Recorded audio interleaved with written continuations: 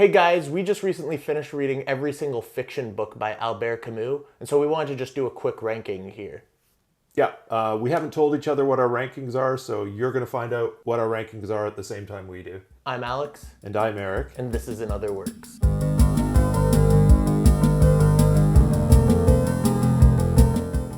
You ready? Yeah, I'm ready.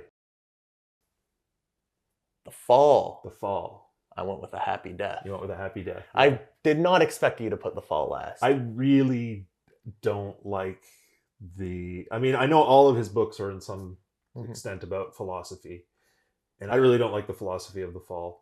I don't know if it's Camus' philosophy specifically, or it's just the philosophy of Jean-Baptiste. Yeah, like this idea that because he gets pleasure out of doing good for others, invalidates the good he does, or the idea that like because he's not perfect at being good, that invalidates the good he does. Like none of that jibes with me, and so I don't buy it. And then I don't know if you're necessarily supposed to buy into that. I think the point of The Fall is more so that he's having a mental crisis because of that. And I think he himself, like, because he's second guessing himself and doing all of these things, that basically has this mental collapse on himself. I think that we're not supposed to agree with that philosophy. sure. But I also just is the least interesting narrative for me as well. Like just strip out the philosophy and just read it as a novel, and it just was not a bad story. I don't think any of these books are bad, but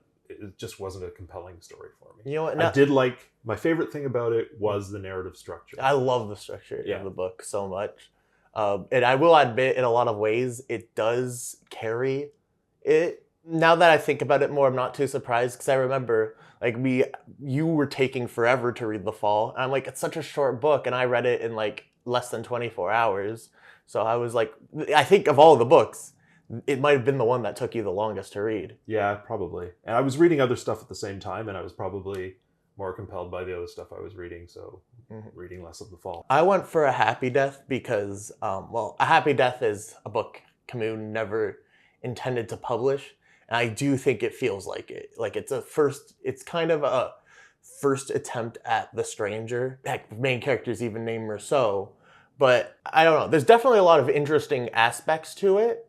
And it's really interesting how different of a character Rousseau is. Yeah. Like there's a lot of times where I think, especially during I think you'll know exactly what I'm talking about towards the end of the book, where I feel like Rousseau just feels like he's a Camus self-insert. So obviously this book is about someone who murders someone, and then we follow him after he's murdered somebody. Yeah. But it doesn't seem without giving away who else dies, it's not the only death in the book. Do you think A Happy Death refers to the murder, or does it refer to the other death? I think it refers to both. One of them, because you know how it's split into like a natural death and yeah, because I think, he was kind of the person who he killed kind of wanted to die. Yeah, I'm still not clear on that. Yeah. There's a whole thing about how he considers committing suicide, and he goes through this ritual, and when he does that, it sort of breaks this idea of committing suicide, and then he wants to keep living. And I was never really clear on whether he really wanted to die or not. Yeah, so. I mean, it's not clear, but I guess maybe in the way of the protagonist, he saw it as a happy death, I guess, Rousseau. Whereas the second one, I think that's definitely also meant to be a happy death. Right. But what I guess one of the main reasons, though, why it's at the bottom is just simply that I think it really needed a lot of editing. And there's also this issue with The First Man, although granted, I think The First Man is just a way better story. But paragraphs are way too long often in this book, and a lot of it reads kind of clunkily, and I just wasn't that big into it. Like I said, there's parts that are great, but for the most part, eh. All right, so you went with A Happy Death. I did. And for all the reasons you said for your thing of A Happy Death, there were certain things that I liked in that book when talking about philosophy. Like before the murder, there's a conversation that Rousseau has with the murder victim, like where they talk about money, and the murder victim saying it's ridiculous that people say that money can't bring you happiness, and like least some money is necessary for happiness, and I think it's a comment more on the way our society is structured than on the merits of money, right? And I kind of like that outlook. I think there's a whole wealthy attitude of saying, oh, money can't buy happiness, and you can feel better about hoarding your wealth and letting other people go poor. And I like that it was addressed in there. I found the story, again, more compelling than The Fall, so that was probably why I ranked it higher. No, I get it. And like I said, there's a lot I did really like about The Happy Death. I don't think any of these books are by any means bad. Anyways, the reason though why I went with The First Man, similar reasons for A Happy Death, it's just a way better story. Yeah. Like, I guess I kind of hinted towards that. Like, I think these books, aside from A Happy Death, are all really good books. I'm very excited to see what The First Man could have been.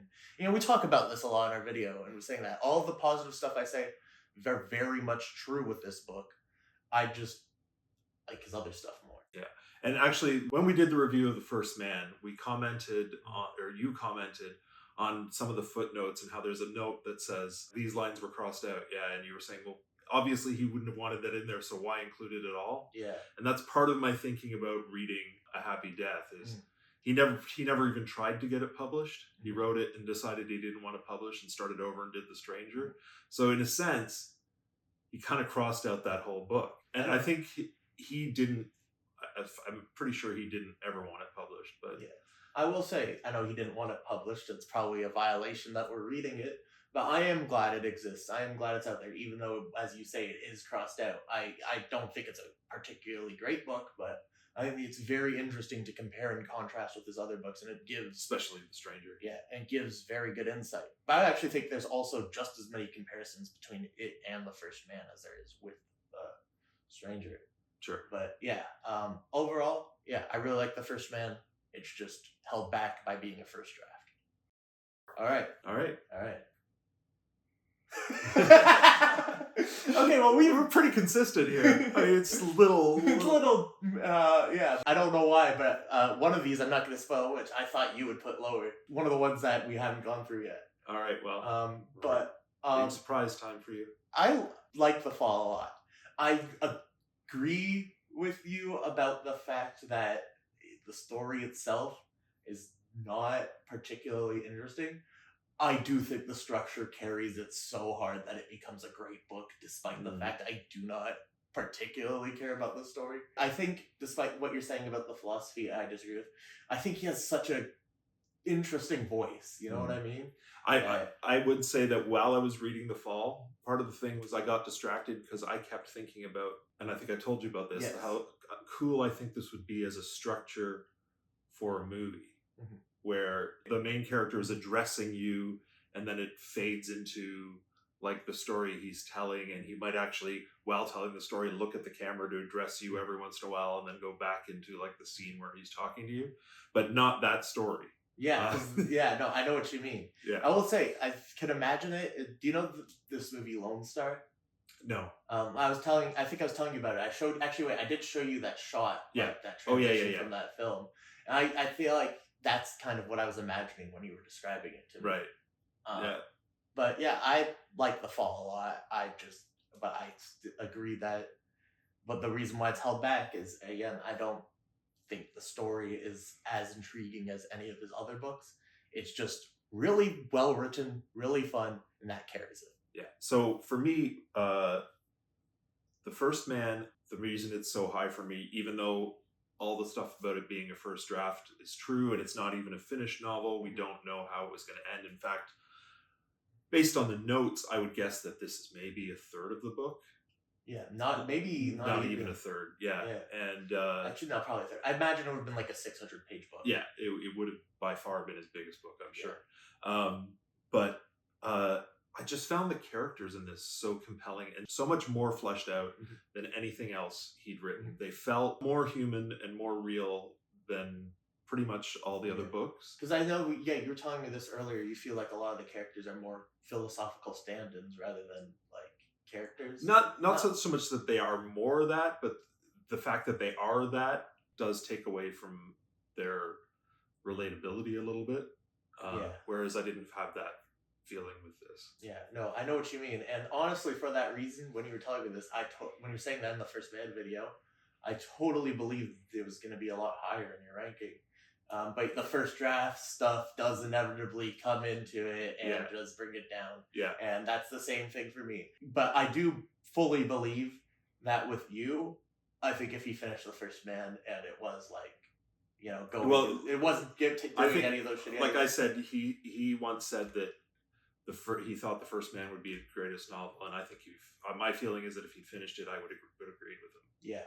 I don't think I would have agreed. I think it would have been my number 2. I think my number 1 will still remain my number 1. Okay.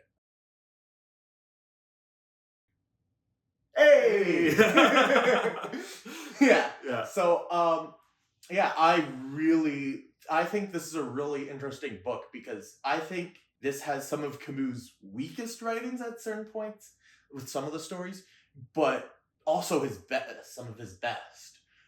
The first story, which is called The Adulterous Woman, I don't like. Like, I know you like I like it. Probably my least favorite story in the book, but I like them all. Mm-hmm. I don't understand the title because it seems to be a story about a woman who is sure her husband is cheating on her, and there's no indication that she is having an affair. Yeah. So why it's called The Adulterous Wife, I don't get. Or woman. Or The Adulterous Woman, yeah. But I'm not too crazy about the last story, The Growing Stone. I still like it. I would probably say it's better than A Happy Death, but weaker than everything else. The other 4, though, I really like all of them. So inside of our book ranking, do you want to do a quick mini ranking of the stories in Exile in the Kingdom? Sure. So obviously, 6 is The Adulterous Woman and 5 is The Growing Stone. Like I said, I like The Growing Stone, but and there's a lot of fun characters, especially the names of the characters.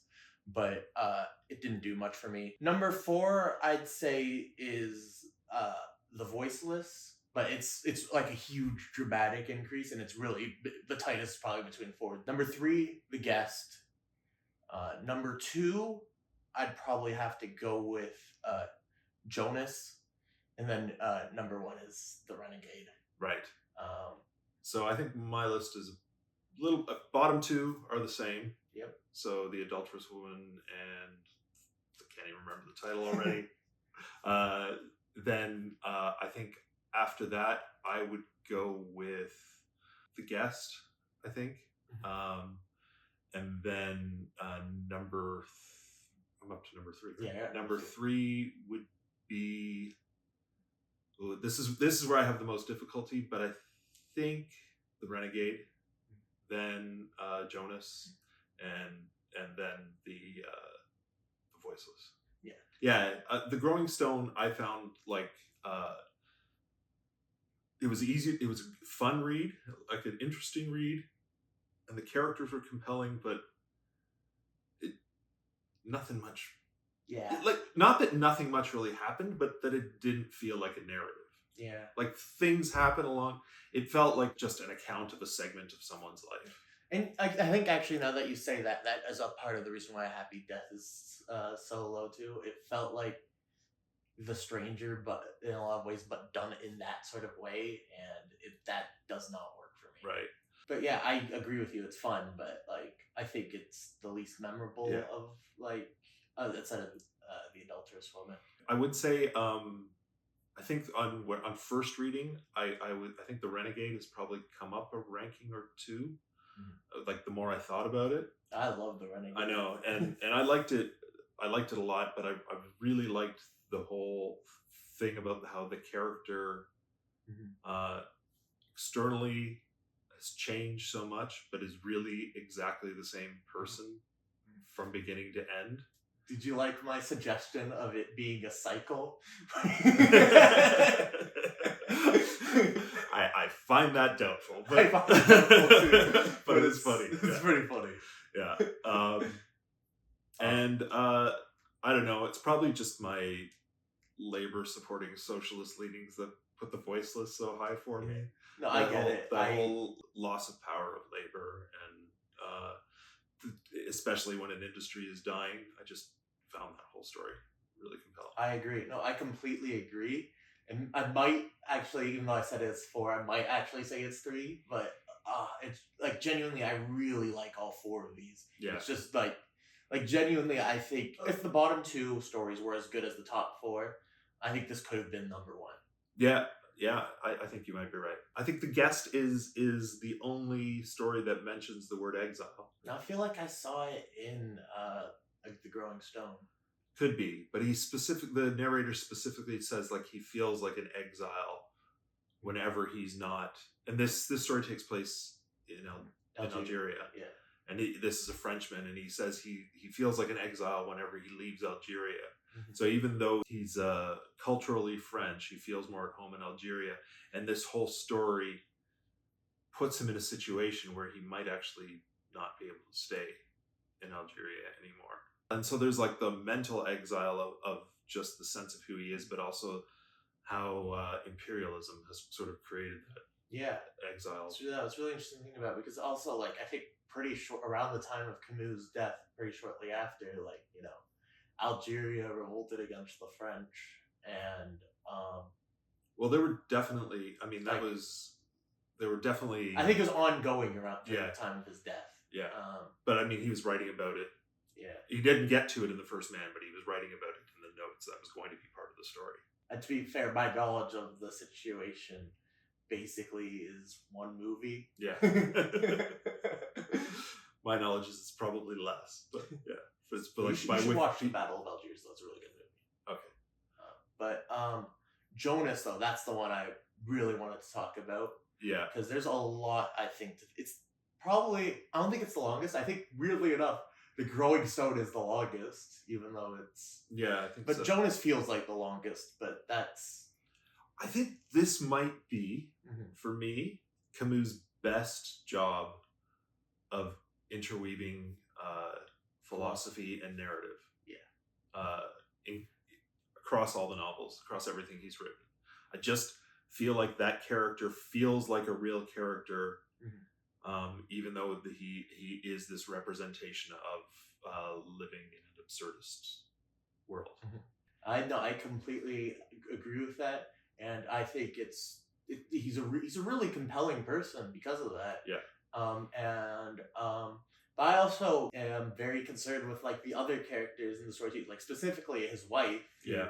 Like how she must be feeling, when you kind of feel like, I feel like part of his philosophy, from what I take about it, is like he feels insecure and like self-loathing, I found, and that he uses that philosophy and focuses on painting as a form of escapism from the fact that he feels like a burden to society. And so that's why he distances himself. He doesn't think, oh, I can help out my wife and stuff like that. He thinks I'm helping out by staying clear of her. Yeah. And she loves him. Like, she absolutely loves him. And I don't think that's how she would describe feeling about him at all. And I think in doing that, it creates this like unspoken tension between the two of them that's just kind of all pretty tragic. It's so funny because even though we're in the head of Jonas, I'm constantly thinking about his wife's perspective the whole time on it, and I think that's what makes me really love it. He's got all these acolytes and people who come by, but he's also got one close friend.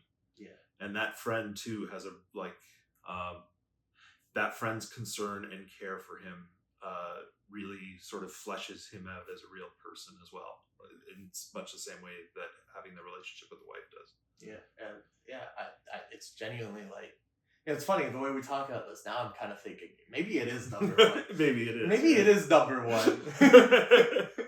Yeah, I was kind of like debating that too, but yeah, I think A Renegade is just the most me-core thing Camus ever written. Yeah, it is like just, I love contemplations on religion and faith and all that sort of stuff, which is funny because I grew up in an atheistic household, but for some reason a lot of religious stories I'm very drawn to. Yeah. And I think this is an excellent, like, just amazing dive. I think one of the things this story illustrates is that religion is just a framework for the individual's personality, and you are going to be the person you are no matter what religion you are, like a religion you embrace, and for good or bad. In this case, a lot of it for bad. Yeah. I gotta say, like, our rankings of 3, 2, 1 especially are 4, 3, 2, 1. It's like a hair's breadth between each of them. I would say it's more so 4 and 3 for me are, lower. It's 2 and 1. Lower. Like for me, it's all 4 of them. Yeah, that's fair. Yeah, that's fair.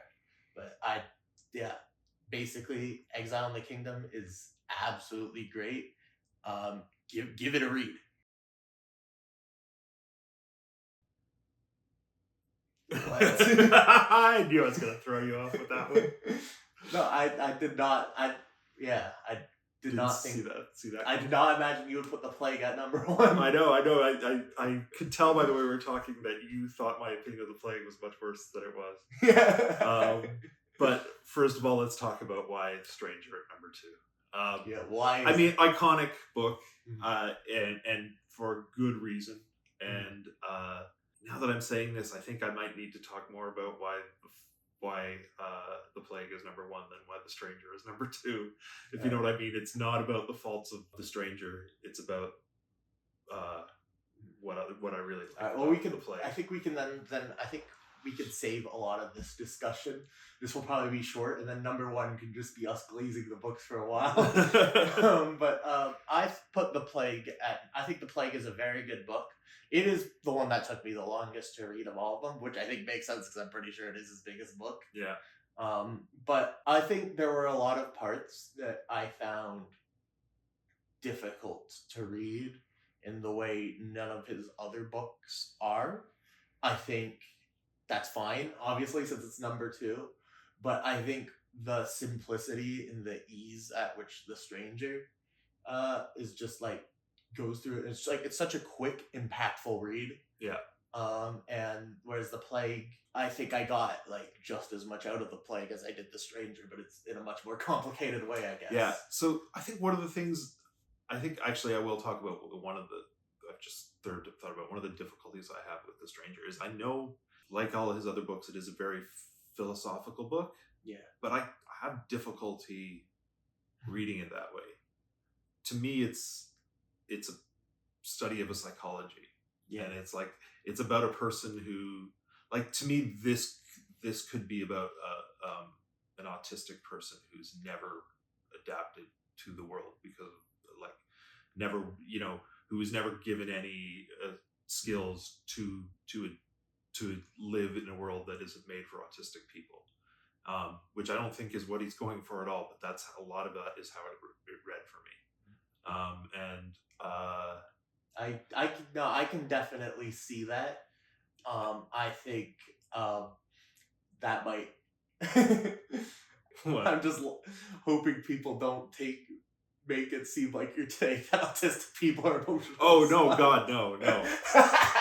I mean, I think that's probably why, because I read it that way, I don't like it as much, because I don't like that sort of.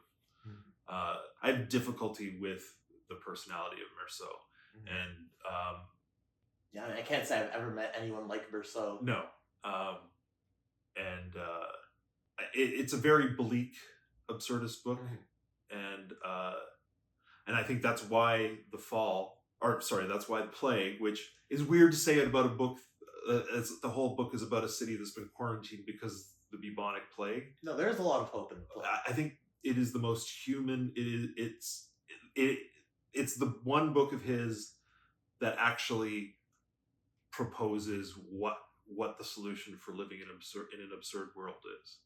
And it's that terrible things are going to happen and great things are going to happen, and you can't control those things, and all you can do is be there for the people around you. And I that totally sold me. I think that's I see what you mean. I do want to ask though. I remember when you back when I was like first got into reading, you were really recommending me The Stranger. Like, it was one of those books that like you mentioned time and time, like, this is a great book. And I'm wondering, since I know you reread it, do you feel like it's worse than the first time you read it? I think it might be a book that appeals to no, I don't think it's worse. I think it's my mindset set that's changed, and I think it might be something that appeal to your younger self more than it does to the you of how old are you now? 72. Do we even really need to point? I don't care. Let's do it. Oh wow! This is so shocking. I can't believe it. So no, what you were saying though about the plague is like, yeah, it was a beautiful thing you said about her, and it makes me almost want to switch the plague to number one, even though I don't. I definitely much prefer the stranger. Here's my argument. Here's my simple argument for the stranger versus the plague. Did The Cure make a song about the plague, or did they make a song about the stranger? They made a song about the stranger. But they were young when they made that song. That's a good point. But hey, now that they're old now, I don't see any song about the plague. Huh? There's still another album that has to come out. Oh, that's...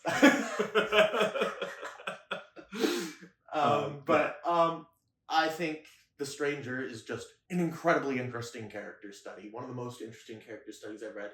And I don't know, I feel like I have a bias. I really like, even though this only really applies to the second half, I love courtroom dramas. Oh yeah. Like that is and like any courtroom movie, I like, doesn't matter how bad it is, I'm in. Oh, that reminds me of another thing I loved about the plague. Yeah. The plague introduces the Camuniverse. The Camuniverse. Because in the plague, there's a part where they go into a shop and people are talking about a trial that's happening in Algiers, the capital, where a Frenchman is being tried for murdering an Arab on the beach. So The Stranger happens in the world of the plague. But what I'm actually, though, that's another thing, though, is Theroux's father, like, the lawyer in The Stranger? He might be. Like, because, like, you know, I was giving that story about that case. Yeah. It sounds a lot like he's talking about Meursault's case. Yeah, it could very well be. I think that, I think the connections that it made to The Stranger were, like, really interesting, really great. Yeah, no, I really like The Plague a lot.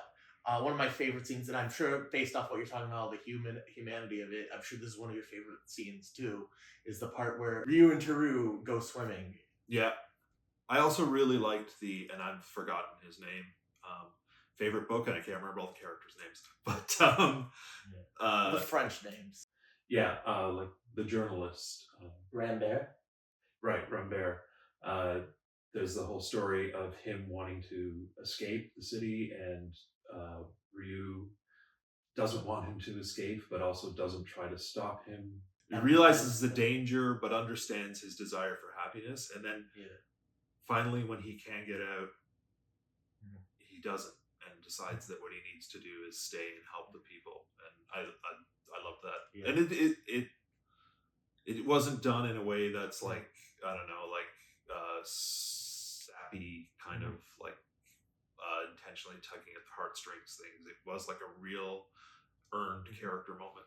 I know what you mean, and I agree completely. But I want to ask, do you have a problem with the way the book does the whole narrator stuff? Yes and no.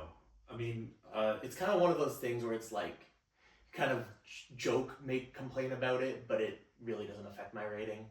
Yeah, exactly. Like, the fact that the narrator doesn't tell themselves who they are, but then reveals it at the end. And it's the most obvious person. Yeah. I think the motivation there was that the narrator is trying to be unbiased and distance themselves, but by the end of the book they realize that that's not how life is. Mm-hmm. You can't be an unbiased observer, you have to be a participant, so he may as well just say who he is.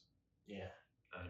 And I think that that totally works for the story. Like, I think the reason I have a problem with it is because the line at the beginning of the book where the narrator says, by the end of this, you'll find out who the narrator is. Yeah. If that wasn't there, I think it would totally work. Yeah, that line. That line is like, well, if you know at the beginning of writing that you're going to tell us at the end, then the thing I just argued doesn't really make sense. No. So, I mean... Good thing is I missed that line when I read it, so I got to experience it the way you described it. And I think that's the way it's meant to be. right? Like I think that is the argument for it. That's why it's done that way. So I feel like that line at the beginning of the book kind of works against it. But again, not enough of a flaw to take it down a peg. How do you feel about the rats? How did you feel when the rats returned? Yeah, that's funny, eh? The return of the rats is a good sign. Yeah. Yeah, I think also though I just want to say though again about the stranger is that like, while I don't think the characters are the most emotional or the characters you care about the most in any of them, in any of his books, they're the most fun characters. I mean, fun for being almost all awful. Oh yeah, they're all awful, but like in a way where it's sort of like you want to know what shenanigans they're gonna pull next, especially the guy who Merceau just keeps hanging out with, Raymond.